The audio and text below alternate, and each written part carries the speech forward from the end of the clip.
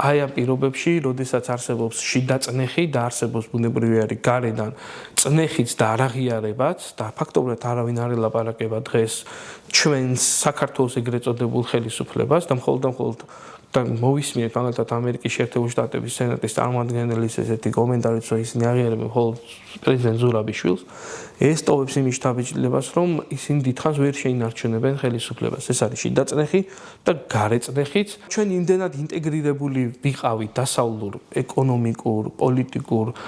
სტრუქტურებში სისტემებში ინსტიტუციებში ჩვენ იმდენად ასე ვთქვათ მიბმული ვართ მათზე რომ შეუძლებელი არის ეს წყვეტა ამ წყვეტას დიდხანს გაუძლოს სახელმწიფომ, საზოგადოებამ, ასევე ჩვენთან გარკვეულმა ინსტიტუტებმა და ბუნებრივი არის მაშინ სახეზე იქნება გარკვეული ჩამოშლა. ამიტომ საბოლოო ჯამში დღეს არ ტყდება სისტემის შიგნით გარკვეული ასე ვთქვათ მთავარი ფიგურები, რომლებიც ინარჩუნებენ, მაგრამ დამერწმუნეთ იმდენად დიდი იქნება დარტყმა, რომ თვითონ სისტემის შემადგენელი ნაწილები, რომ დღეს ასე თუ ისე ნებით თუ ნებლიეთ, ან თქვათ, გარკვეული მაგალითად ესეთი ვალდებულებებით არიან მათთან, ისინი საბოლოო ჯამში დადგებიან არჩევანის წინაშე, რომ